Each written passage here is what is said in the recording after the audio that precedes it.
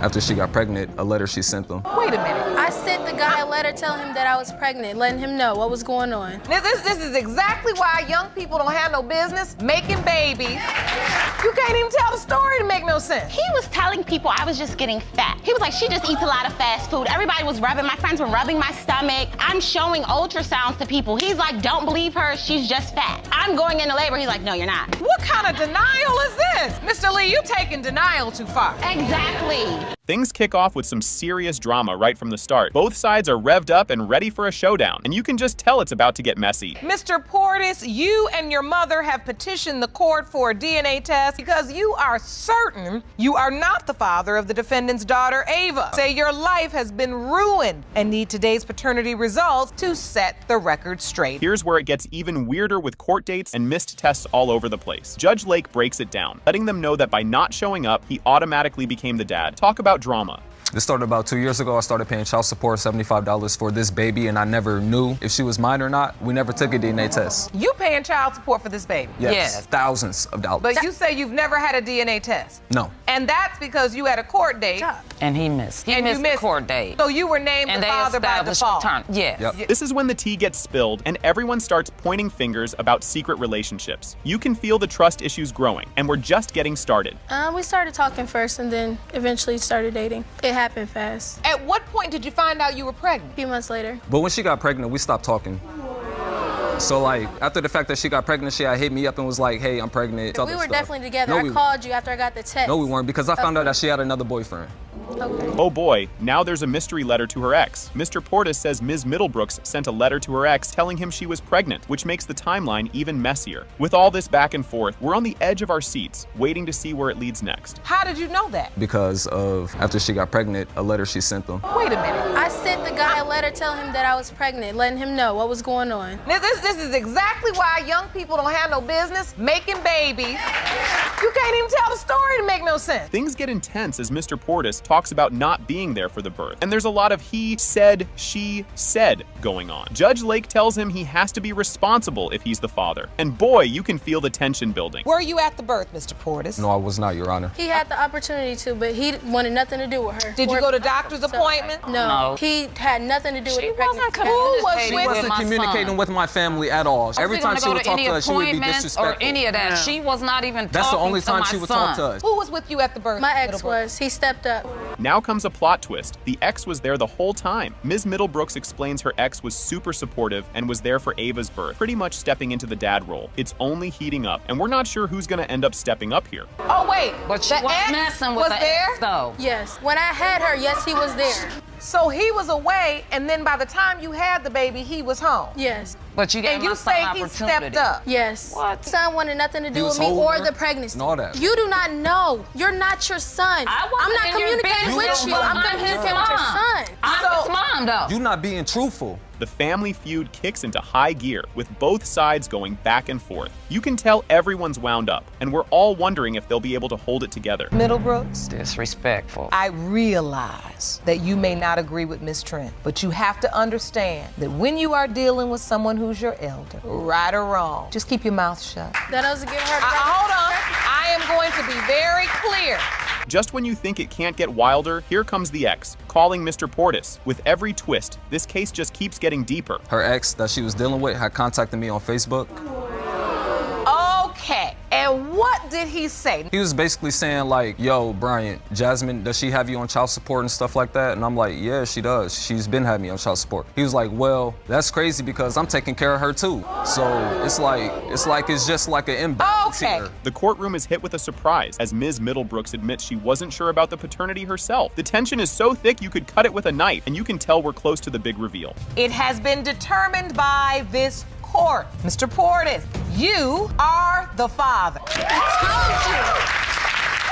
Buckle up, because Ms. Shands kicks things off by saying she just has to prove Mr. Hollis is her baby's dad. But wait, you won't believe Mr. Hollis's response coming up next. Miss Shands, you appear in court today because you are devastated that your first love and the person you lost your virginity to is now denying your 15-month-old son, Aiden. You say once you prove to the defendant that he is the father, you hope you two can finally be a family. And here's where it gets real messy. Mr. Hollis and his mom say Ms. Shands is a pathological liar and that they already know who the real dad is. It's like a soap opera, but hold on, it's about to get even juicier. Mr. Hollis, you are here with your mother and you both testify that Ms. Shands is a pathological liar and you both don't believe you fathered her son, but claim to know who did. Just when you think things can't get wilder, Ms. Shands admits she had a fling with one of Mr. Hollis's friends, which led to a whole mess in their friend group. The audience is gasping, and Judge Lake is just shaking her head. And trust me, there's more to this.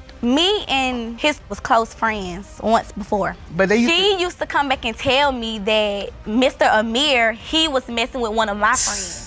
We both were young at the time. So, both y'all young now? Yeah, we still are young. But I thought it was cool to go mess with one of his friends because he had slept with one of mine. We both had made a mistake. No. Brace yourself for this one. Judge Lake asks Ms. Shands if she used protection with Mr. Hollis's friend. And Ms. Shands says, nope, not at all. And yep, there's still a lot more to spill. You have revenge sex with one of his friends. And did you use protection?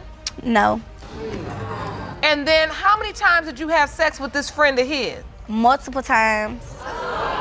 But were you also still being intimate with Mr. Hollis? We had broke up. When me and his friend had an affair, we wasn't together. We was not together at all. An affair. And then it gets even trickier as Ms. Shire's about finding out she was pregnant and how she first told Mr. Hollis's friend, not Mr. Hollis. The lack of communication just adds to the mistrust. But trust me, the surprises aren't over yet. So you find out you're 5 months pregnant. What happens? Who do you tell? Well, first I told his friend because that's the person I was going with at the time. We ended up going out. When she was going with my friend, she was still sneaking around with me anyway because I felt like he did it to me, so y'all together, I'm finna go and do what I gotta do. Yeah. Things get awkwardly dramatic here. Only Mr. Hollis's friend was at the birth, and Mr. Hollis didn't even know she was having the baby. The misunderstandings keep stacking up, but believe me, this story's got even more layers. When you give birth, who was with you? The friend was with me when Aiden was born, in the hospital, in labor. Sent my mom there because I knew there was a possibility that my son could be the dad as well. He favored my son when he was born. I wasn't never invited. Like, anything I ever found out about the baby, I found out by myself. Like, I didn't even know she was in labor. I had to find that out. And now it's gone public. Ms. Shands says she was hurt when Mr. Hollis wrote a song that accuses her of cheating, and the song went viral. As if that's not enough drama, more about their beef is about to hit the fan. Like, when I heard the song at first, especially the first song, I forgot how it started, but he put my name in it, the friend name in it, but he erased it and changed it to a whole different, and then he came out with the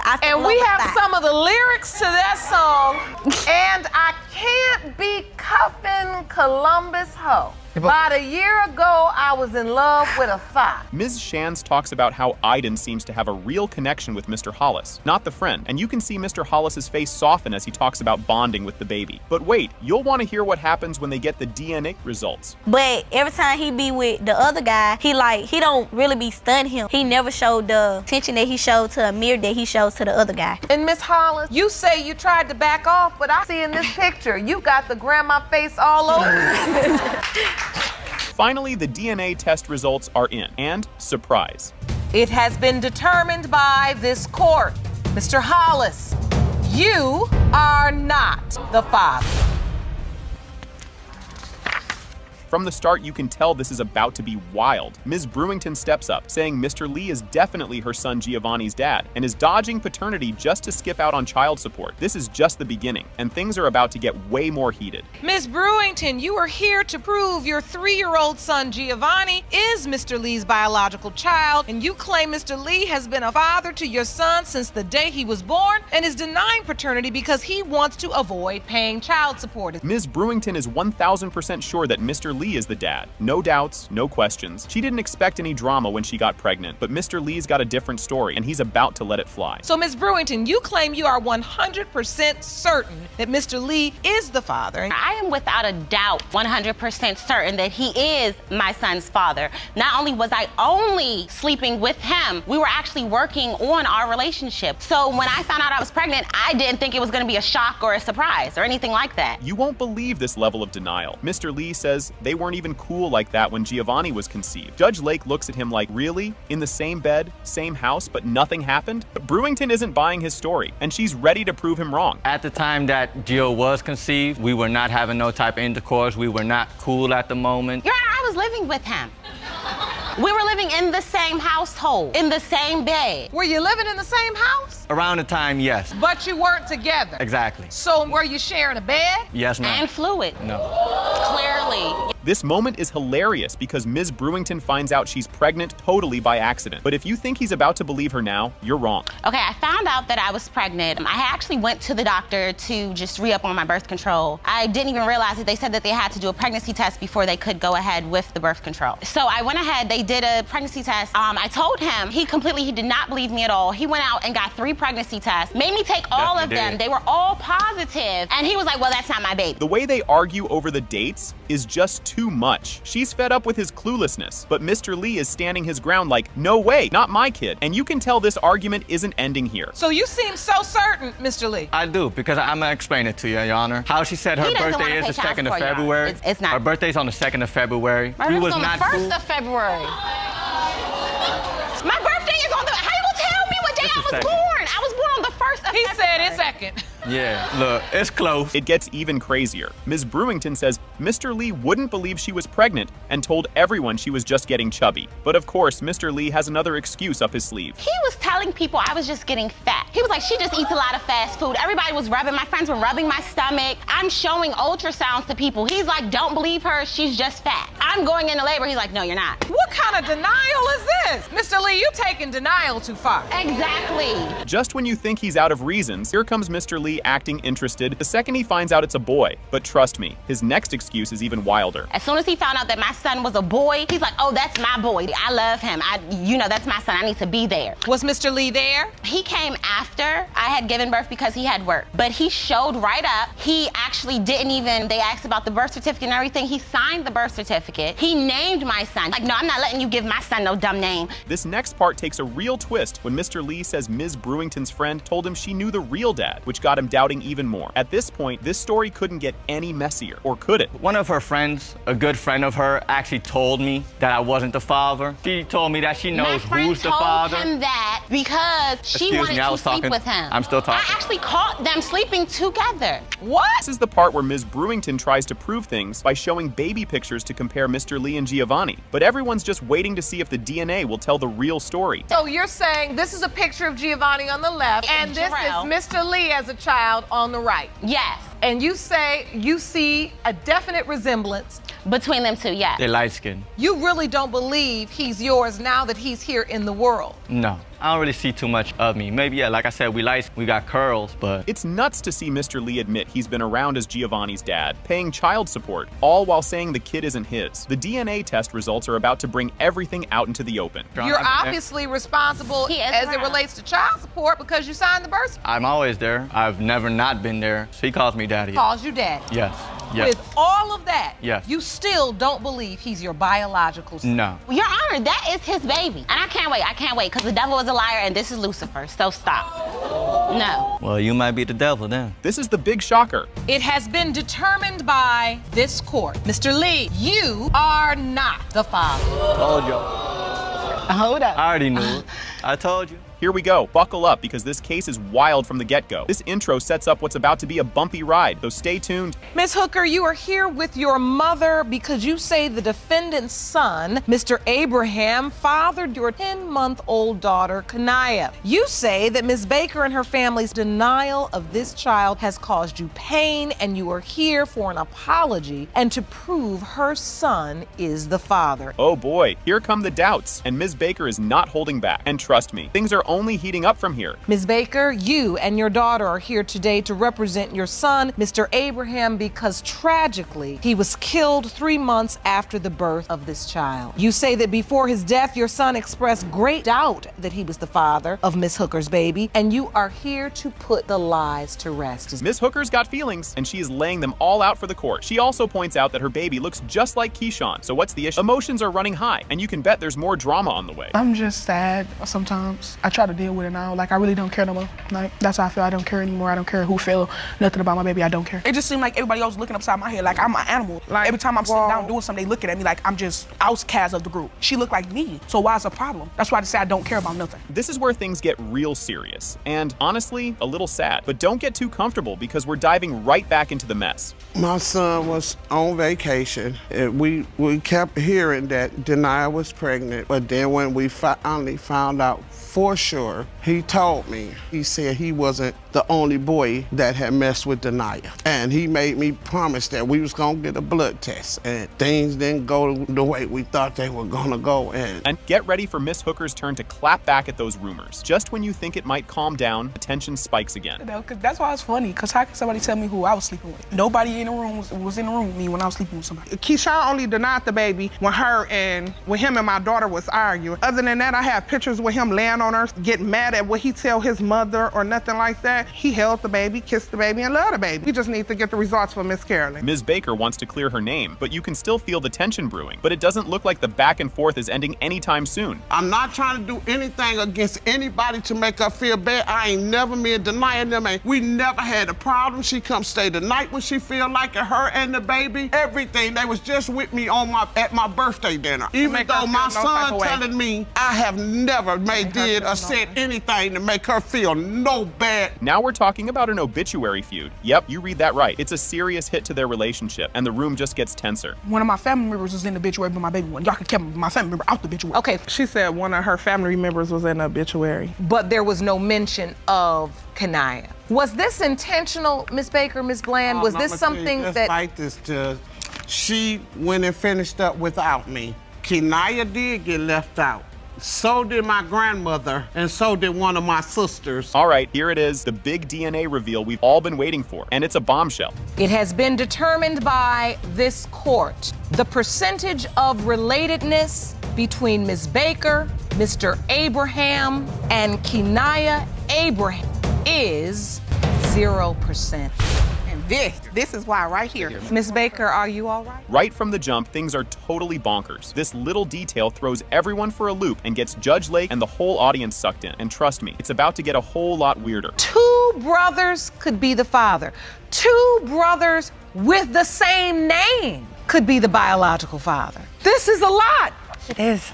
It really is. When he came to me and he told me that he was my dad, I went to family members and I asked them, did you know that there was a possibility? They've all told me they believe Steve is my dad. This next part cranks up the weight. What? Factor big time. But buckle up, because his next proof is next level. But Michael Shockley, you still believe you are Desiree's biological father? Yes, Your Honor. She's always been my little girl, so she'll never not be my little girl. But like, I have all girls and he's got all boys. All boys and one girl. That's it. Okay, now Michael tries to back up his claim with a family chart. Just when we think it's all laughs, though, Michael's daughter steps in to give her 2 cents. You submitted a chart. You like my chart? So, Mike, you say you have all girls. Yes, ma'am. 3 girls, and Desiree's right there in the middle. Yep. Steve, you have all boys. Yes, Your Honor. 5 boys. And 1 daughter. He's serious about that 1 daughter. And here comes Crystal, Michael's daughter, adding even more emotion to this family mix-up. Just when you think it's all family love, things take a sharp emotional turn. Question, have you ever had any doubt in your mind? Your whole life growing up, you knew Desiree to be your sister? Yes, our whole life, we fought as kids over who was more of a daddy's girl. She'd be like, oh, you're mama's girl. No, I'm daddy's girl. And you know, we went back and forth. We grew up with him. He's on our birth certificates. He's got our names tattooed on his neck. Crystal doesn't hold back and drops a hard question. Why did Steve wait 2 whole decades to say anything? Her question definitely stirs things up, and it's Desiree's turn to let out her feelings next. So to me, with this going on, I've always questioned why did he never come forward before? Why wait all this time? It doesn't make sense. Why would you wait 20 years to come up and say something? Why? That hurt us more than anything. If you were, why did you wait? But why are you blaming me? I mean, like I said a while ago, I would have told her years ago if they hadn't kept her from me. Desiree's story about how this mess affects her whole family is truly tough. And boy, the next part is about to make this even sadder. And now you have to live with the fact that you don't know that. We've never been really close. That was the way that we were close. It was the connection that we had. You know, we could always say that our Bubba, yeah, he's our Bubba, but we're closer. We have that bigger connection because we do share the same mother and the same father. So I feel like in a way it kind of broke a connection that we had. Judge Lake is here with her wise, comforting words to help Desiree through this emotional ride. But just wait until science gets pulled into this family drama. It's heartbreaking to the point that I feel like I've been lied to my entire life. I've been, like, my entire first 20 years as far as who my dad is has been one big lie. Who do you call dad? Steve. Oh, you do? Yes, ma'am. Who do you believe is your biological father? In my heart, I feel like Steve is. Out of nowhere, Judge Lake brings in Dr. Baird, a DNA expert, to explain the who's the dad science. Now, everyone's holding their breath as they get closer to the big reveal. Difficult thing to do genetically to sort out which of the two is the true biological father. However, what we do at DNA Diagnostic Center in order to exclude one of the two individuals. And in this particular case, that's exactly what we did. We tested almost twice the number of samples of DNA that we normally test in order to exclude absolutely one of the two individuals. Even with the stakes this high, Desiree tries to keep things hopeful by saying she wants both brothers in her life. But just as things start feeling cozy, her mom jumps in with a tearful confession. Regardless of whichever it turns out is my dad, I still want a relationship with both of them. Just one is my uncle, one is my dad. And you deserve that. Yes, ma'am. Mr. Shockley, Steve Shockley, if the results show you are not her biological father, will you regret ever mentioning this to her? No, Your Honor. Desiree's mom, Ms. Grove, comes in with a teary apology that makes everything feel 10 times more emotional. And now, the moment we've all been waiting for is finally here. I can't explain it. I wouldn't like to be her dad because they've always had such a strong bond. You know, her growing up, you know, I can't change the past. I'm sorry for a lot of things, but in my heart, I feel like Mike is her dad. I just want Desiree to get the answers that she needs. I'm glad, because I want you to get the answers you need. Everyone holds their breath as Judge Lake reveals the DNA results, and the room is totally silent. It has been determined by this court. The biological father is Mr. Steve Shockley. Yes! Baby. This one's a doozy as Ms. Hines spills the beans on their Christmas Eve hangout. But buckle up because this back and forth gets even juicier. Christmas Eve, we had sex in the car. After that, I told him that I was pregnant. He basically said that he gave me a Christmas gift because he didn't give me anything for Christmas. More than likely, I always be with my family on Christmas because we have like traditions. This is Christmas Eve and not Christmas. We agreed to be with our family on Christmas. Things get even crazier when Mr. Jackson claims Ms. Hines was shacking up with another dude. The story's already wild, but wait, Mr. Jackson's about to accuse her of even more sneaky stuff. I'm disagreeing on both behalves because she was living with another male, so it's kind of like hard to like judge her because like. So while you all were in this relationship or just having sex in the car, she was in a relationship with somebody else. Yeah, it was a relationship. She had another male living with her. Mr. Jackson doesn't hold back, saying he snooped around her place and found a box of condoms. Just when you think that's the end of it, Mr. Jackson has even more to say about her behavior. And it was a time that like I was snooping around her house, and because she says it was taking some stuff to store it. I seen a box, and in that box it was some condoms in the box, and I thought she was like. So you thought at that point that man and her were having sex? Yes, Your Honor. Your Honor, that is true. Now it's Mr. Jackson's turn to act like a spy, talking about all the times he caught Ms. Hines texting other guys. And he's got a whole lot more drama up his sleeve. And I was on vacation one time, like I was snooping around and I got a phone and I seen like she was texting numerous people. So I had snooped and went through one of the texts and I seen like she was texting this guy and he was like calling her bouncy. You're doing a lot of snooping. Yeah. I mean, if you're snooping, why are you even with her then? I've just seen so many things that seem shady. Here's where it gets really spicy. Mr. Jackson fires back, saying her messages with her ex were making him insecure. If you thought that was the end of it, nope, it's about to get more complicated. He's calling me whore or hoe, whatever, sleeping around. But that's what he's been doing since we got together. So from the looks of these messages, it seems like you entertaining these women. The reason why I did what I did because like she had messages in her phone from her other fella that was talking about working on their relationship. Ms. Hines' best friend steps up and wow, she does not hold back. The court is not impressed with Mr. Jackson's support and we're all waiting to see what excuse he'll come up with next. I know she's been pretty much taking care of him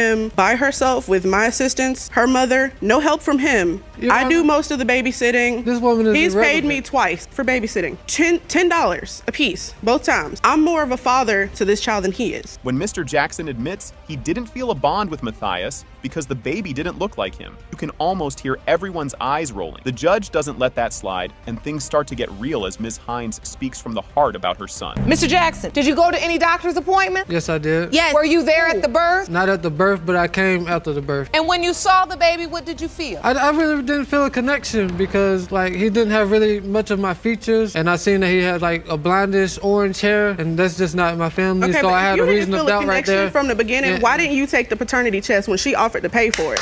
Ms. Hines gets emotional as she explains that Matthias deserves to know his family, especially since he doesn't have other boys in his life. This tugs at the court's heartstrings, but before anyone can get too sappy, the judge turns to Mr. Jackson for his big response. My son needs a father. He needs to know who his people is, where he comes from. It ain't just me. Like, we have no boys in our family. Like, he got little cousins he could play with. Like, after today, he still don't have to be in his son's life. It's fine, but I need him to know and his people to realize that you do have a son. Judge Lake asks Mr. Jackson what he'd do if Matthias turns out to be his son, and Mr. Jackson hesitates, saying he'd want to be involved if he is the dad. It's a big moment, but with the DNA test right around the corner, things are about to get intense. If, in fact, Matthias is found to be your biological child. My intentions, I would love to have a son because I have a daughter already. I don't really get to spend much time with her, and because she's out of the city, and at least try to make things work out with Rachel. But these accusations and the things that I've seen in the past was holding me back. This is the bombshell moment. It has been determined by this court. Mr. Jackson, you are Matthias's father. At least, if I can get a hug. Who was supposed to be my dad? It's not Mr. Moore. I had already moved on. But the other guys that she says is father, I look nothing like. And you don't look like him. She doesn't look me. like him either. I look like I've never kept secrets. I've always been honest to the best of my ability. He left his phone in the Uber, downloaded the app on my phone, contact with his Uber. Tell the Uber driver I'll give him 100 if he So you using your phone to get him an Uber, but you're using your phone to tell your boyfriend I'm running late, babe, I'm gas station? Because by the time I found out, I was 4 months pregnant with her. You see what I'm saying? So there could be a list of whomever. It's the timing. The list that is missing out of my diary. Really? Yeah, that's missing out of my diary. Where's it at? It's gone. Jennifer Robinson steps up to the plate, throwing a curveball at her mom, Kathleen Harms, accusing her of cooking up a paternity fraud stew. She's adamant that her mom got the name wrong on her birth certificate and insists that Mr. Moore is her real dad. This spicy opener sets the stage for an emotional roller coaster. This case of Robinson v. Harm. Ms. Robinson, you are suing your mother for paternity fraud and are here to prove that Mr. Moore is your biological father, even though your mother, another man's name on your birth certificate. Ms. Harris, you're certain Mr. Moore is not your daughter's father and claim her case of paternity fraud outrageous. Yes. Jennifer is not holding back, folks. She's all kinds of frustrated about how long it took to crack the case of her father's identity, pointing fingers at her mom for keeping the secret under wraps. She's been on a lifelong scavenger hunt for the truth, which apparently was not on her mom's priority list, deepening the plot and her sense of betrayal. Honestly, Your Honor, I don't feel that I'm the one that waited 36 years. I feel that my mom waited 36 years to help find who my father is. I have always, tried to ask about my father. I guess it was a part of her she didn't just want to bring up, so it always got pushed to the back burner. Or I was told, get the hell out of her, leave her alone, don't ask any questions of who your dad is. In a fiery face-off, Kathleen swears she's been an open book, while Jennifer accuses her of editing out some major chapters about her dad's identity. The tension is thicker than a mystery novel, revealing layers of family secrets and heated emotions. Who was supposed to be my dad? It's not Mr. Moore. I had already moved on. But the other guys that she says is father, I look nothing like. And you don't look like him. She doesn't look me. like him either. I look like I've never kept secrets. I've always been honest to the best of my ability. We were supposed to come here 3 weeks ago. My mom, for some reason, was nervous. It wasn't that I was nervous. I just didn't want to come here at that time, listen to any more of their lies. Jennifer whips out a birth certificate like it's a smoking gun, questioning whether the scribbles under father's name are legit. This piece of paper might as well be a treasure map, pointing to clues of forgery and deception, making everyone lean in a bit closer to their screens. I think helps me prove that he's my father. First, I have gray hair, a birth certificate. On the father's spot, it has a signature. Now, when I looked at that, I seen that the signature looked new. It didn't look as old as my mom's, but I'm a kid, so I went along with it. Last year, I needed to get a new ID. So I go to get a new ID, and they told me that my original birth certificate was not good enough. I needed to get the new one. Here comes Mr. Moore, striding in like he owns the place, ready to drop some bombshells of his own. He claims he's the daddy based on a history that includes more than a few close encounters of the intimate kind, adding a spicy twist to the already simmering pot. Keep your eyes peeled, because the truth serum is about to be administered. Don't think you just a mess. He always told me he was my daddy. We're here for Jennifer, Miss Robinson, and she's indicated through her testimony that you believe you are her biological father. Do you? Yes, ma'am, Your Honor. You do. Tell the court why. Well, Your Honor, she used to babysit a sister kid, and I used to go there a lot, and we were having sex a lot. It wasn't no little bit. It's true. The moment of truth lands like a lead balloon. It has been determined by this court. Moore, you are not her father.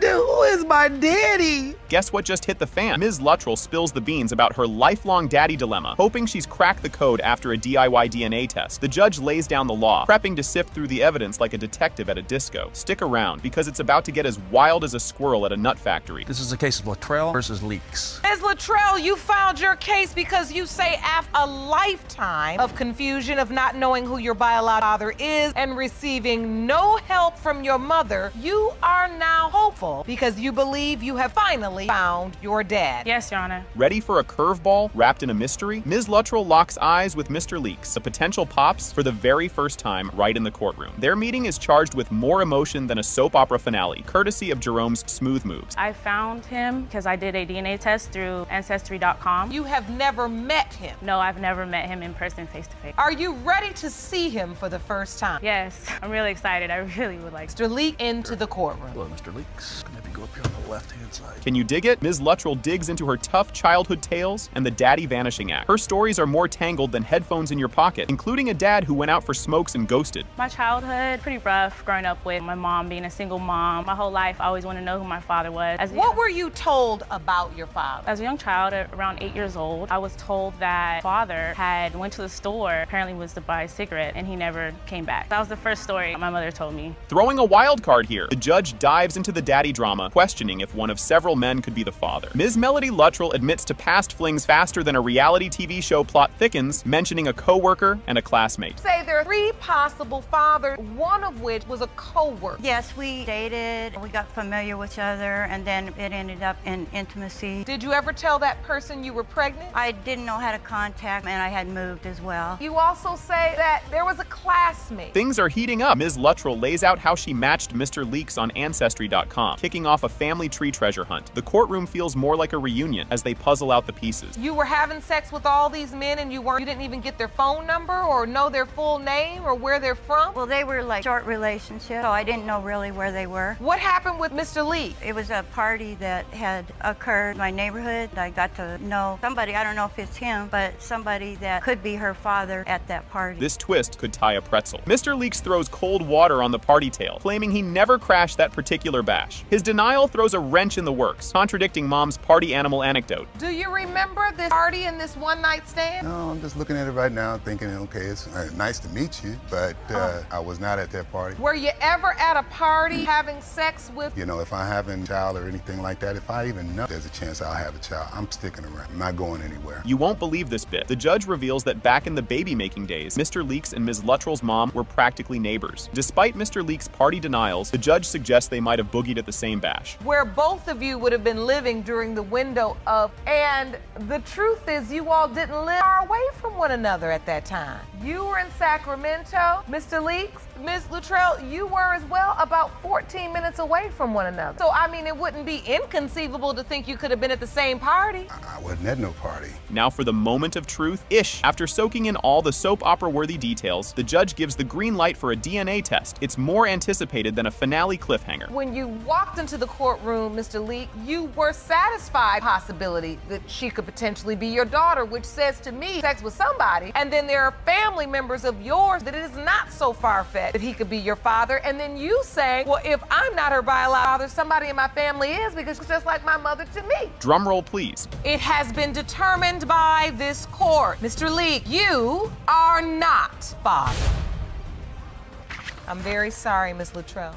Opening shot. Can you even handle this? Ms. Pringle kicks things off with a bombshell as she hauls Mr. Brown to court, over denying he's the dad of their tiny tot, Tatiana. She's super stressed about him dodging daddy duties since day one. Buckle up to catch Mr. Brown's wild rebuttal. Pringle, you open this case against Ms. Brown because you say he denied fathering your 18-month daughter, Tatiana. You state he has acted like she doesn't exist since the day she was born. You want Mr. Brown to step after today's result? Prove he is father. Yes, Your Honor. Mr. Brown's rebuff. Talk about a plot twist. Mr. Brown fires back, branding Ms. Pringle as the unfaithful one, and doubles down that Tatiana's real dad is some other dude. His bold refusal kicks the drama up a notch, complete with so-called medical proof. The emotional fireworks are just getting started. Mr. Brown, you claim Ms. Pringle is a known cheater. Fathered the child in question with another man. You insist there is no way you are her daughter's father father and have medical evidence to prove your case. Yes, Your Honor. Heartbreak Alley. Grab your tissues. Ms. Pringle, in tears, lays out the loneliness of solo parenting, pointing fingers at Mr. Brown, the emotional whirlwind their daughter is caught in. As she makes her tearful plea to Mr. Brown, brace yourself for a revelation that'll throw another curveball into the mix. It hurts really bad because I had to raise her on my own, and no child should go through that. Can you look at Mr. Brown and tell him how much this hurts? It hurts really bad that you're denying my daughter. She looks for you every day. Bet you didn't see this one coming. Amidst the chaos, Ms. Pringle drops a truth bomb about a fleeting fling she had via a dating app, tossing even more spice into the paternity mystery stew. Hang tight as the saga of their rocky romance unfolds next. I met someone on a dating site. We made out. That's what happened. Or realized you were pregnant? I went to a free clinic and I took the test and they said I had 4 weeks and 3 days. Pregnant? Yes. And then you called Mr. Brown? Yes, and I told him I was pregnant. Oh, the drama thickens. Flashback to when Mr. Brown was all cheers about the pregnancy, only to hit the brakes and bail 2 months later. This plot twist digs deeper into the murky timeline of their love life. Stay tuned for an unexpectedly sporty demonstration. He was happy and we were together for like 2 months and we broke up. You were only happy for 2 months? We didn't have sex at the time, like the conceiving time that she got pregnant, but we was broken. At the conception time, you didn't have sex then? No. I don't know where he got his information from, but there's nobody but him. We're going forensic. Both camps bring out the big guns with medical evidence trying to settle the paternity puzzle. As they move from teary tales to test tubes and DNA tests, get ready for a demo that might just crack a smile. You say you both have medical evidence that proves your case. Ms. Pringle, you say you have medical evidence that proves Mr. Brown is Tatiana's biological father. And Mr. Brown, you say you have medical evidence proves there is no way you can be Tatiana's biological father. Can you tell me about your medical evidence that says Mr. Brown is in fact her biological father? This is hilariously heartwarming. In a goofy yet telling moment, Ms. Pringle and Jerome, the ever so helpful bailiff, break into squats. Why? They claim it's a quirky trait that Tatiana inherited from Mr. Brown. Watch on for a dive into medical mysteries that's quite the eyebrow raiser. What is the squat? Like when I'm fixing on something. Let me see. I can do that. Jerome! Now, Jerome, if you can do this squat, that would then help Mr. Brown's case that it may not be hereditary. Jerome, now can you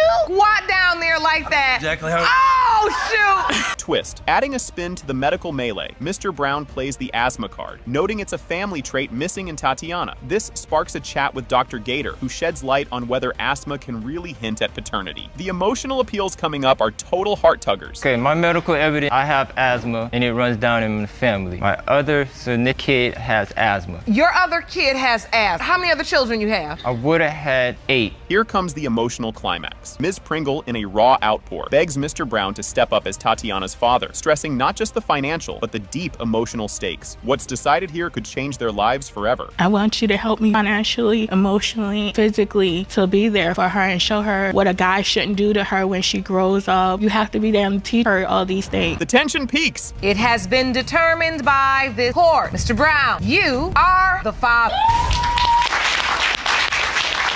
Mr. Reyes kicks off with a bombshell, doubting he's the dad of the adorable 11-month-old Moon, who he's been parenting like a champ. He's pointing fingers at Ms. Prickett's ex as the potential bio-dad, stirring up a real soap opera scenario in the courtroom. Buckle up, because this baby drama is just getting started. You've opened your case today because you doubt fathered Ms. Prickett's 11-month-old daughter, Moon, raising Moon, but now believe you were duped and are certain her father is the defendant's ex-husband. Yes, Your Honor. In a twist worthy of a detective novel, Mr. Reyes demands a voice analysis test to check if Ms. Prickett has been playing the field. This high-tech truth quest aims to uncover whether there's been some behind-the-scenes action. Next up, the results are gonna drop some jaws. Additionally, you petitioned the court for a forensic voice analysis test to determine the extent of the defendant cheating. Ms. Prickett firmly throws down the gauntlet, claiming Mr. Reyes is definitely Moon's dad and she's here to prove it, hoping to glue her family back together. She's all in, folks. Ms. Prickett, you claim you are certain that the plaintiff is Moon's father and hope to prove it, save your family. Yes, Your Honor. Just when you thought it couldn't get any spicier, Ms. Prickett drops the news of another bun in the oven. Mr. Reyes is sweating bullets over this latest plot twist as doubts and diapers pile up. Suspense is building. What's gonna happen when the truth comes out? I see she's currently pregnant, Yes, ma'am. so this has to add to the stress. Mr. Reyes believes you're setting him up to raise a child that isn't his. Joseph is definitely the father. I've never been unfaithful with him. He has a great bond with Moon. He is the father. This is insane. insane that he even thinks that he's not. Hold the phone. Ms. Prickett vanishes in the wee hours, only to say she was hashing things out with her ex. Mr. Reyes is having none of it, and frankly, neither is the courtroom. This mystery ride is about to go off the rails. One of the things is that I woke up around 4 in the morning. She wasn't in the house and her car was gone from the driveway. Well, it was actually 6 in the morning. She got back at 6. What She could have been Joe gone for has hours. to realize that I do have a child, my ex-husband. I felt like I needed to resolve issues with him. In another you can't make this stuff up moment, Ms. Prickett is late because she supposedly turned into a good Samaritan at a gas station at midnight. Her story about a random dude, a full tank, and a crisp $100 bill sounds like a fishy fishtail. I was working at a restaurant. She'd normally be there between 10 and 10:15. She said she was on her way and she stopped at a gas station. She was dodging my calls and my text messages. When I finally get a hold of her 2 hours later, this is around 12 a.m., she says that she was at the gas station. Random man randomly filled up her gas tank, asked her for a ride to his hotel, and then gave her $100. Sneaking out to meet the ex at 5 a.m. and not a peep to Mr. Reyes sounds like a recipe for disaster, or at least for some serious side-eye from the judge. This segment is a real head-scratcher, and you'll be scratching yours too. He left his phone in the Uber, downloaded the app on my phone, contact with his Uber. Tell the Uber driver I'll give him $100 if he meets us so I get my phone. He says, I'll give you another $100 for doing this for me. So I was like, I was trying to,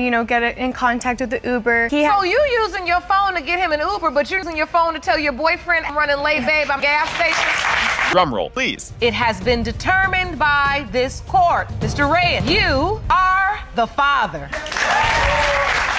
So we kick off with Mr. Griffin spilling the beans right out the gate. He admits he had a not-so-little fling with his wife's stepsister, Mrs. Richmond, while still hitched. Mrs. Richmond, on her part, isn't buying that she and Mr. Griffin cooked up a daughter together, and she's here to prove him wrong. As the gavel goes down, everyone braces for a roller coaster of family drama. You were a married man who had a 2-year affair with your wife's stepsister. That relationship produced a daughter, but Miss Richmond claims you are not the daughter's biological father. Lakeisha is here to support your claim. Miss Richmond, you admit to the affair with Mr. Griffin, but say the plaintiff is not your daughter's biological father, and you plan to prove that in court today. That is correct, Your Honor. All right, hold on to your popcorn. Mr. Griffin drops the bomb that he's been a bit naughty, calling his 2-year fling with his sister-in-law a dishonest mistake. Talk about a whoopsie. The judge isn't letting this slide and grills him on the nature of his so-called mistake, making it clear we're not just talking spilled milk here. Honest mistake, Your Honor, but at the same... Wait, now there wasn't no mistaken identity. You knew it was wife's I sister. understand. No, I'm talking about me doing what I did. Was it an honest mistake or a dishonest mistake? Dishonest mistake. How long did this mistake It lasted, I'd say, about 2 years. 2 years? I know a year. This wasn't no I know a mistake. year. This was a decision. Exactly. Here comes a tender moment, folk, or awkward, depending on how you see it. Mrs. Richmond reminisces about the time she told Mr. Griffin he might be the daddy. She paints a picture of him playing Sim with the baby, holding her up to the light as if he's expecting a divine sign or something. This scene really lays the feels on thick, with more "Are you the daddy?" moments on the horizon.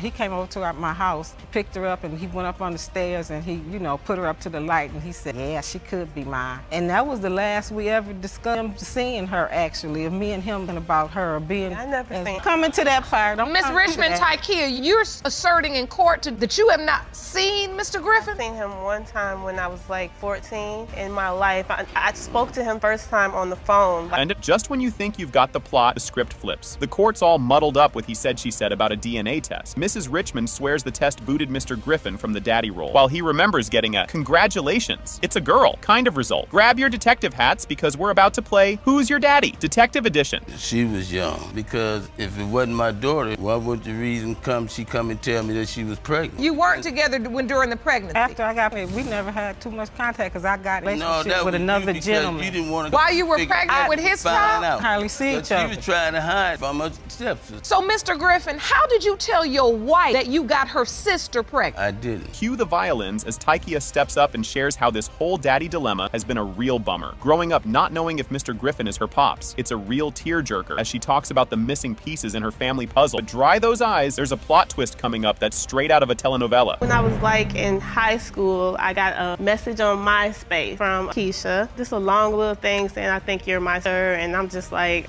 who is this girl? First first got the message, were you overwhelmed with emotion, or did you? I just thought she was crazy because of what my mom said. Oh, because your mom had told you. All I know is what my mom said. All right, things take a somber turn here. Tikia shares a heart-wrenching story about her hubby's tragic accident, which happened on the same day she skipped a family wedding. It's a real downer, especially with her feeling all cut off from the Griffin clan. But keep those tissues handy, as we're not out of the woods yet. There's a moment of truth coming that might just patch up some broken hearts. One of the other sisters, Griffin sisters, her wedding was May 21st, 2011. He invited me and my husband believed I looked like some of the other sisters. He was like, yeah, we should go. And I'm like, I don't know. And then I like the other people, like my sister and my mom, they're like, I don't think they're your family, so why go all the way to Michigan? Get ready for some serious family feels. The judge nudges Mr. Griffin to give a fatherly pep talk to Tikia if he really believes she's his. It's a touching scene, sort of like a come to Jesus moment, but with more legal jargon. And just when you think you've seen it all, get ready for the grand finale, DNA results. I want you to look across the aisle right now. This is a woman, you say this is your daughter. And I want you to turn to your daughter right now, if you believe this is your daughter. And I'd like for you to tell the court, and more importantly, how you recognize what she feels. I'm sorry, your husband, and I wish I had been there for you. I'm sorry for not being there for you. And now, the moment we've all been waiting for. Drum roll, please.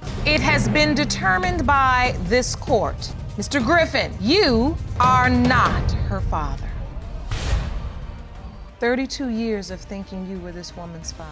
Can you even handle this? Ms. Myers strides into court with her mom, Ms. Madrigal, to solve the mystery of who her real dad is. She's frustrated because her mom handed her a list of 13 potential dads, like it's some kind of bizarre guessing game. Strap in, because this soap opera is just getting started. Ms. Myers, you have brought your mother, Ms. Madrigal, to court today because she has no idea who your biological father is. You say your mother gave you a list of 13 possible men, and you are hoping to determine who your father is today. Things just got spicier. It comes out that Ms. Myers got drip-fed names of possible dads over a whole year, turning her life into a real-life Maury episode. This bombshell has left her with more daddy issues than a daytime drama. You gotta see what's up next. It's a doozy. And so at 13 years old, how did you find out there were potentially 13 different men that could be your father? The list came from my mom telling me over approximately a year, maybe a little longer. She would always just say, you know, here's a name. I think to her it seemed like it was a joke. Grab your tissues, folks. Ms. Myers spills her guts about how tough it was growing up without a dad, feeling all kinds of lost and mixed up. This moment is more loaded than a Thanksgiving turkey. But wait, there's more heartache ahead. I feel lost. You know, I feel confused. I don't know who I am. I don't know my hair. I don't know what I'm completely mixed with. I don't know where I can be. Yeah, I knew you're half of the family, but that's only half the story. Nobody else matters. That's only half the story. Can't no man raise me better than you can, though. It doesn't even matter, so save it. Oh, I raised you. No, you didn't. You weren't even there. So anyway. All right, buckle up. The court rolls up its sleeves to get down to the business of figuring out who the real daddy is, testing 2 of the lucky 13 contenders. This is where the rubber meets the road. Brace for impact, because the drama level is about to skyrocket. You gotta realize I was 17. So any calculation with time, I could have been way off and not known. Because by the time I found out, I was 4 months pregnant with her. You see what I'm saying? So there could be a list of whomever. It's the timing. The list that is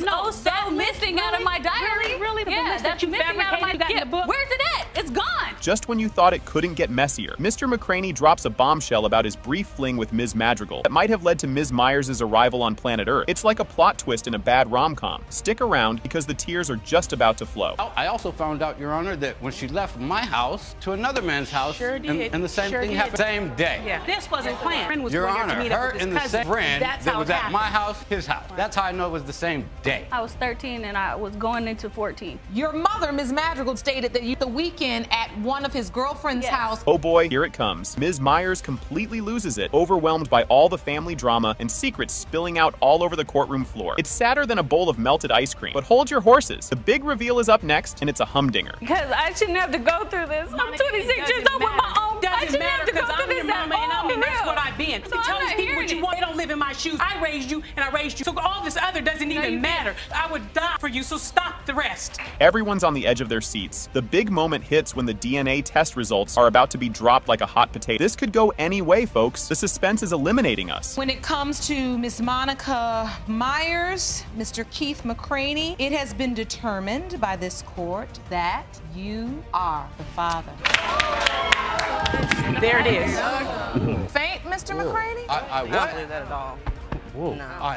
When I was 7 months pregnant, out to here, and he said, "You are not pregnant, it's all in your head. If you are pregnant, it is not mine. My last name, and do not put me on the birth certificate," is exactly what it said. Saying I'm not her father because while in the Coast Guard, just before she informed me that she was pregnant. And you've got 3 kids after that, Mr. McBain. How are you I have sterile? 3 kids after that. It was due to stress. I was under a great deal of you were under stress with other women. This one kicks off like a soap opera. Ms. Chmielewski claims her late boyfriend, Georgie, is the father of her son, Xavier, but Georgie's parents aren't convinced. The drama in this courtroom is about to go from whoa to what? Ms. Chmielewski, you say you had a loving 5-year relationship with the defendant's son, Georgie, who unfortunately died in a motorcycle accident. You claim the defendants initially accepted your son, Xavier, but now need proof that they are Xavier's grandparents. Ms. Chmielewski shares how devastated she was when Georgie died, but his parents are like, who even are you? They never knew about the alleged 5-year relationship. Things get even messier when Georgie's parents question the entire story. I was devastated, heartbroken. I just make me understand one thing. Why didn't I know about you? I don't understand why you didn't know about me either. Okay, that's not an answer. 5-year relationship. I've never seen you in my house. Did you ever ask Georgie why you haven't introduced me to your parents? No, because we were just friends. It was like a sexual friendship that we had for so many years. Ms. Chmielewski didn't meet Georgie's parents until after his death, making things super awkward. Mrs. Brown admits she had never heard of her. Tensions rise, and soon DNA tests and ghost stories will be thrown in. Did you call his parents, or you felt like you didn't know them? I didn't have their I numbers. don't know her. I met her after Georgie passed. So at what point did you finally decide I need to reach out to his parents because she didn't. I reached out to her.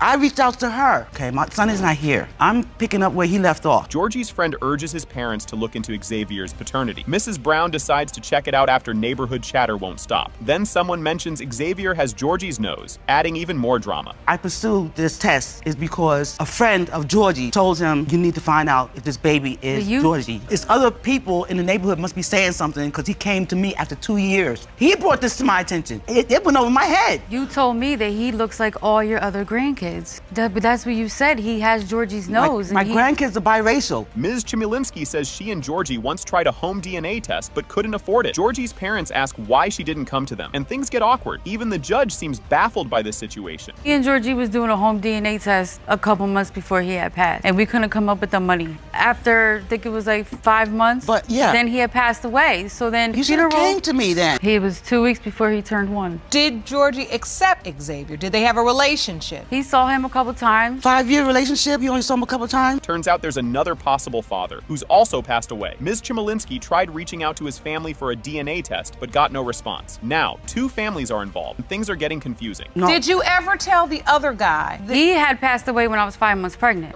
He had got murdered. A family member of mine had contacted his family. They did not respond. So both potential fathers of this beautiful little boy had passed away? Yes, Your Honor. So what happened to the parents? I can't contact, a friend of mine contacted his sister. Ms. Chmielewski presents a video showing Georgie's supposed spirit near Xavier. The judge and Mrs. Brown look on skeptically. It's funny, spooky, and just when you think it can't get weirder, it does. And in the video, you can see Georgie's spirit. I said it looks like a spirit. It said it's like a cloud. We're sitting in the car right now, and my friend is videotaping him and talking to him. And as you can see on the right, there is like this cloudy thing that comes out of nowhere, and my son looks at it and then it goes away. Just it's like a reflection. The DNA results come back. And Mr. Long and Xavier Chmielewski is 0%.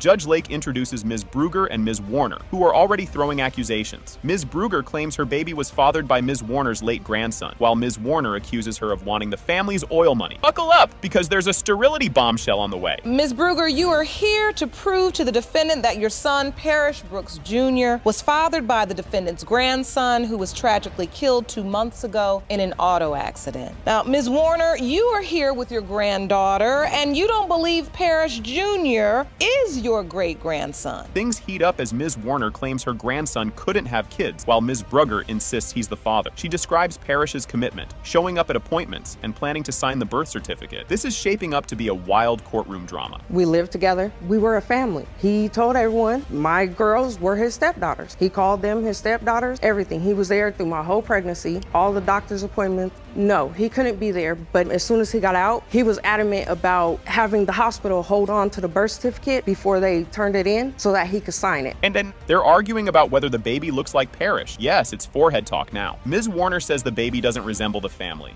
but Ms. Brugger insists he looks just like Grandpa. Emotions are high as family members keep adding fuel to the fire. But to me, that's not his job. He loved the baby, Your Honor, but the baby doesn't even look like him. He doesn't act like him. His forehead's not, there's nothing about him to tell me that that is my grandson. My son looks... No, he doesn't. Around his eyes, he looks just like him. No, he looks like his grandpa. Grandpa ain't never did nothing for Parrish. Well, that's what y'all say. Ms. Warner explains she didn't question paternity earlier to keep Parrish happy while alive. She describes how close they were as she raised him after his mother died. Past family issues are suddenly brought back to stir things up. Ms. Warner, is all this time, even when the baby was there, did you have doubt about the paternity? But I wasn't going to say anything with Parrish. You just didn't want to upset Parrish? No, I did not want to come between Parrish and that, but now Parrish is no longer. I can say my piece now. Your Honor, his mother died in '85. I'm the only person was there for Parrish. That's why I just couldn't hurt him. Ms. Brugger says she learned about Parrish's death through Facebook. Talk about a rough way to find out. Ms. Warner claims she was too upset to call, and Ms. Veasley accuses Ms. Brugger of shady past relationships. It's a web of accusations, and you need a playbook to keep track. I got a phone call from one of my friends that seen it on Facebook. They had just found out that morning too, but you would think me. I'm grieving. That was my son. I didn't have time to call nobody. Seen it on Facebook. So when I'm looking at Facebook at like 5 o'clock in the morning going to work, Grandma, have you heard anything about Parrish? I had just talked to Parrish the Friday that he died at like 10 o'clock in the morning. Ms. Brugger denies cheating, saying she was just doing hair as a licensed cosmetologist. Ms. Warner claims Ms. Brugger mistreated Parrish Jr. during a visit, sparking arguments over bad choices. This family has layers of drama, and they're not holding back. First of all, I have a degree in cosmetology, so I do hair. When me and Parrish first got together, there's a guy I've known for years. He's my brother's friend. I've been doing his hair for years. It happened one time I was doing his hair. Parrish came home. He got mad about it. I stopped doing his hair. He never came back over again to get his hair done. Ms. Brugger calls out Parrish's family for not accepting the baby. She says it hurt Parrish deeply that his family didn't celebrate his first child. Emotions peak as they prepare for the DNA results. She has came to my house. Yes. To see my son. Maybe 3 times, 4. Every time they have seen my son, me and Parrish packed all the kids up and we had to go to their house. After my son was born, my family was at the house all the time coming to see the baby to the point where we're like, oh my God, go home so we get some rest. He was mad because he felt they were not embracing the fact that he finally did have a kid. The DNA test proves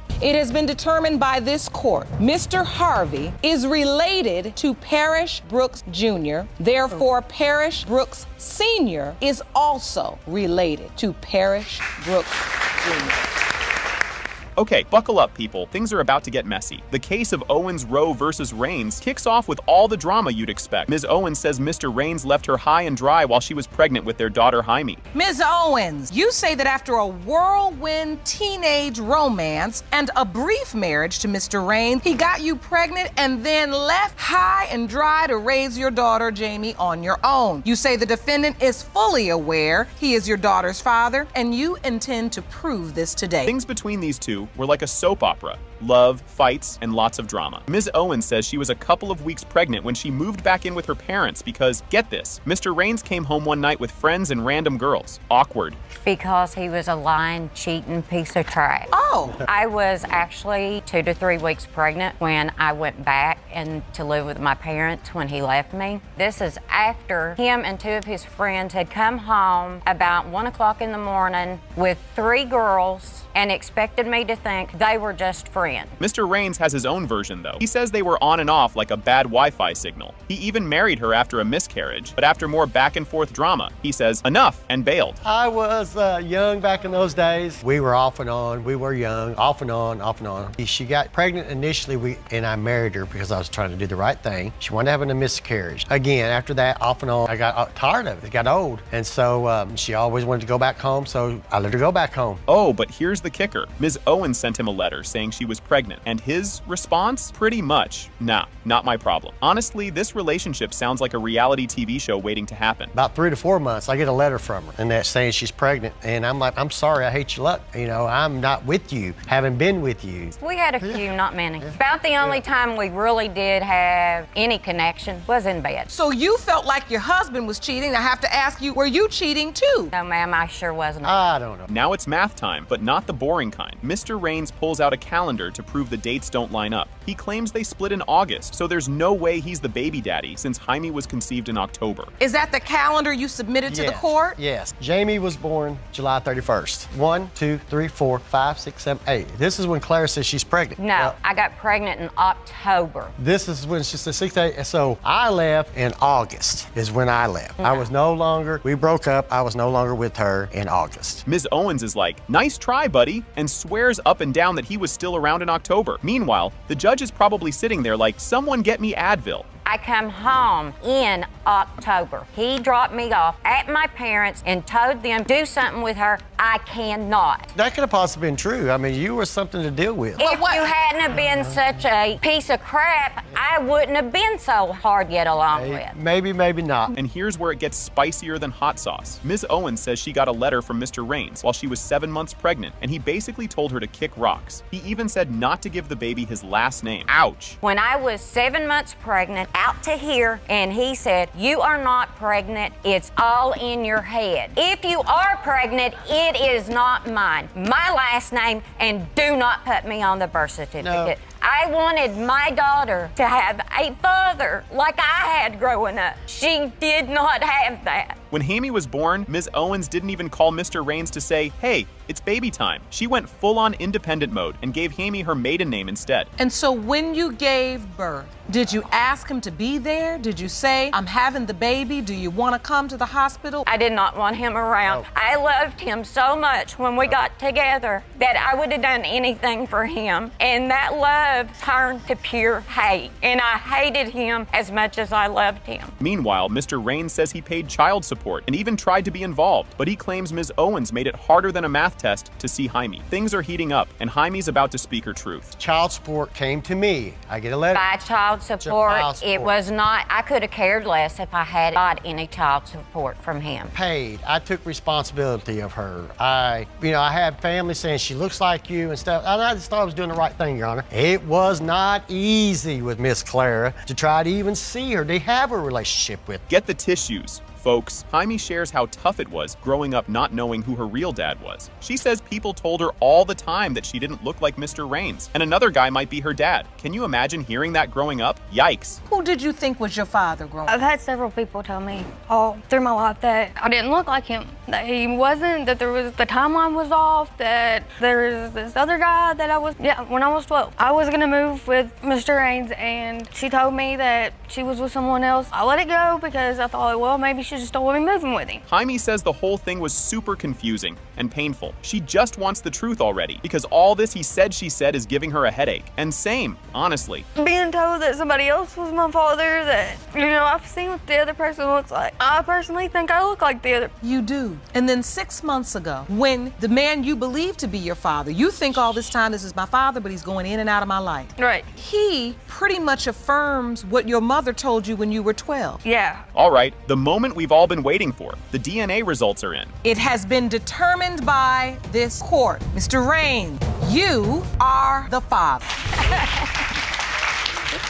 This is wild, like a scene from a TV show. When Ms. Robertson was 8, her mom casually told her the guy she thought was her dad wasn't, and pointed to some random guy in a phone book saying, that's your real dad. Imagine having an identity crisis before you even hit double digits. Things only get messier from here. Ms. Robertson, your world was turned upside down at the age of 8 when you received the shocking news to be your biological father was not. You were informed that the defendant, Mr. McBain Sr., is your father. You've dragged him to court to to prove that today. Yes, Your Honor. Things get confusing fast. Ms. Robertson found her birth certificate, and guess whose name was on it? Mr. McBain, who claims his name got put there just because he was married to her mom, and he doubted being her dad from the start. Why, if he's denying it, why is his name on my birth certificate? Why did he sign his rights away? And Your Honor, I have proof right here. So this is your birth certificate? Yes, my name may be on there, Your Honor. However, it's on there because the state put it on there. I had nothing to do with putting my name on her birth certificate. It gets awkward and funny. Mr. McBain accuses Ms. Graham, his ex, of cheating and even claims she suggested a threesome. He says that's why he doubts Ms. Robertson is his kid, but the drama's far from over. She was unfaithful. She asked me for a threesome at one point in the marriage as well. After 8 years old, how were you coping? I let it go until I turned right before my 13th birthday. And that's when I had told my mother that all I wanted for my 13th birthday was to meet Mr. McBain. She got it for me. When Ms. Robertson turned 13, she just wanted to meet Mr. McBain. They met for 40 minutes and then he was gone again. She never heard from him after that. Can you imagine how much that hurt? What do you remember? It only lasted about 40 minutes, and that was like more than anything in the world for me at that time. And then it was over. After that, I believe I had talked to him a couple times after that. Then all of a sudden, his phone number got disconnected. It was taken out of the phone book. He was just gone, like he fell off the face of the earth. I'm not her dad. Here's a twist. Mr. McBain says the Coast Guard told him he was sterile, yet he had more kids later, which makes his claim a bit questionable, though he insists it proves he's not Ms. Robertson's dad. I'm saying I'm not her father because while in the Coast Guard, just before she informed me that she was pregnant. And you've got 3 kids after that, Mr. McBain. How are you I have sterile? 3 kids after that. It was due to stress. I was under a great deal of you were under stress with other women. I never once cheated on Miss Graham. I'm not like her. Mr. McBain said he caught Ms. Graham cheating because of some clothes he found, but Ms. Graham insists they were his clothes. It's a classic "no, you did it" argument, like a reality show where nothing makes sense. I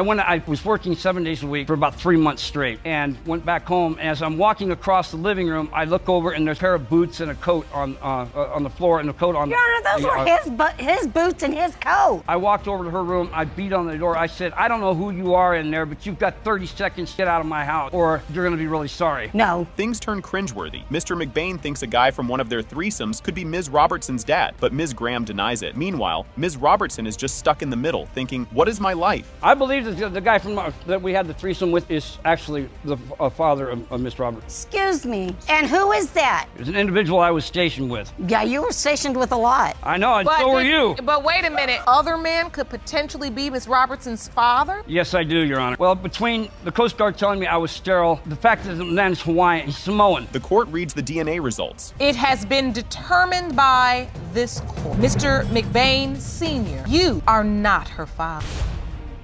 This kicks off with a wild courtroom intro. Garnett v. Langston. Ms. Garnett says she's here to prove Mr. Langston is her dad, while he's got some doubts. Both want apologies, and things just get crazier from there. Ms. Garnett, you and your mother, Ms. Miller, have opened your case to prove to the defendant that he is your biological father. You are baffled because you consider him a daddy and a best friend and state his doubt is unwarranted and demand an apology once the results are revealed. Mr. Langston sent a text saying he wasn't sure he was Ms. Garnett's dad and told her to ask your mom. It was like a grenade in a family chat and shook Ms. Garnett. But if you think that's bad, just wait, it gets worse. So this started with a text. So after almost 2 years of reaching out to my father after visiting him in 2015, finally responded with this message. So I think your mother blanked me. She was missing around when you were born. I don't want to keep causing you pain, but I have mixed feelings about it. Talk to your mother and find out the truth. Ms. Garnett visited Mr. Langston at a family funeral, and things were cool until he ghosted her afterward. Mr. Langston admits he always had doubts. His reasons? Well, there's something else. We live in different states, Your Honor, but we had always been close. I went to visit him in Chicago for a funeral. I was by his side for one of our family members. Everything was great, but when I returned back home, I don't know what happened. He just cut off communication. Well, I wasn't talking to her like I normally do. Why? Because I was just harboring this that she's not my daughter. At a funeral, Mr. Langston casually mentioned he might not be her father, like it was no big deal. Ms. Garnett was blindsided, but later he took it back. Next, money and DNA tests come into play. 2 years ago, when I was at the funeral with him, he had brought up for the very first time that he thought I may not have been his daughter, which blew my mind. Went on and on about him and my mother's past and all this, but then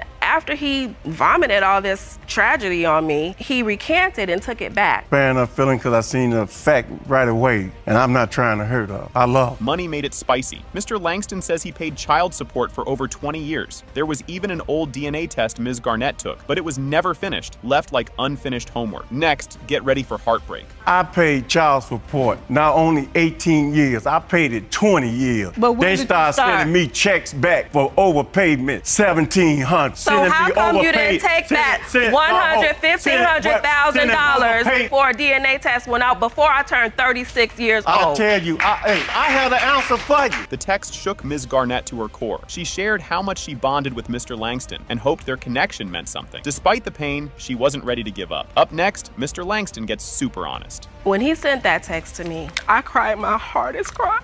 I was devastated. I felt like he was taking my identity away from me because I've always known I was a Langston. I have so much about my father. When he came back into my life, an adult, it was like a piece of the puzzle was missing. Mr. Langston says sending that text was one of the hardest things he's done. He couldn't keep lying about his doubts. He even took his first plane ride at 61 to resolve this, his version of a midlife crisis with paternity tests. Then, social media joins the mix. I didn't want to hurt her. When I had that phone and did that text, it crushed me when I pushed that button because I know what the effect was going to have on her. I didn't want to. But how I'm going to deny how I feel in the inside? How I'm going to do that when I got grandbabies and I want them to be my grandbaby? That'll be the best news I can ever have. Ms. Garnett posted a side-by-side photo of her and Mr. Langston's dad, and her cousins went wild, saying they looked alike. It turned into a family resemblance debate that landed in court. But DNA results are about to steal the spotlight. You began to post on Facebook. After the text message, I did some soul searching. I was just laying in my bed looking through my phone, and I saw a picture of myself. This picture reminded me of this picture of my grandfather. This is Mr. Langston's father. And I noticed some similarities in our faces. I said, "It's my grandfather. Do you see the resemblance?" Boom. When it comes to 36-year-old Shauna Garnett, Mr. Langston, you are not father. Miss Garcia explains that Miss Huffman, who's younger than her and her father, claims to have 2 kids with her dad. Garcia's response? DNA test, please. Things are heating up, and it's getting as wild as microwave leftovers. Ms. Garcia, you claim that before your father's death, Ms. Huffman, who is 31 years younger than him and 6 years younger than you, and was pregnant with another. You have petitioned the court for a DNA test to protect your father's estate and his name by supporting that he is not the father of the defendant's 2 daughters. Garcia says her dad was certain these kids weren't his and called out Huffman for getting around. Huffman isn't having it though, and her side is coming in hot. Well, I'm basically here on behalf of my dad because he passed away about 2 years ago. He was not sure that if they were his or not because she had gotten around. So the questions that remain have been unanswered. So Ms. Huffman, it's your belief that Ms. Garcia's father did both of your children? Yes. Miss Huffman shares she met Garcia's dad at a carnival because nothing says love like Ferris wheels. She insists she wasn't seeing anyone else when her daughter Claudia was conceived. But Garcia is about to drop some Facebook drama, so buckle up. So take me to the day you believe you conceived Claudia, your older child. On